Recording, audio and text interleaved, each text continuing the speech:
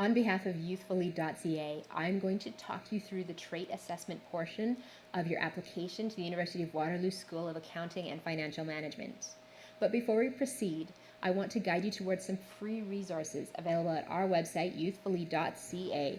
Now, these free resources are incredibly useful, so we do recommend that you take advantage of them. Here we go. And the one I want to guide you towards in particular is the self-awareness assessment.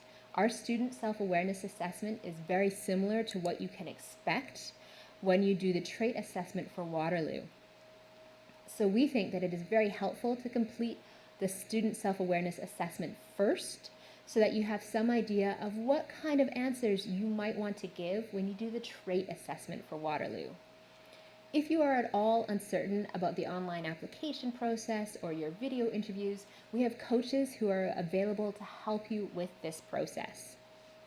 So when you are ready to proceed with your application, you will receive an email with links to your video interviews and to your trait assessment.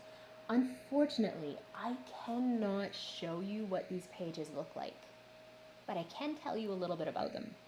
So the trait assessment is meant to follow immediately after your video interviews. So when you complete your online interview, go straight to your email and click on that trait assessment link. You can't do it before, you can't do it later, you have to do it immediately after. When you click on that link, it will open to a page where you will be asked to submit your details. First name, last name, email address, and student ID. We recommend you use the same email address through the entire application process. You don't want to miss anything. And we also recommend, since you are new to the university process here, that you know what your student ID number is. Have it somewhere within view so you can type it in when it's asked for.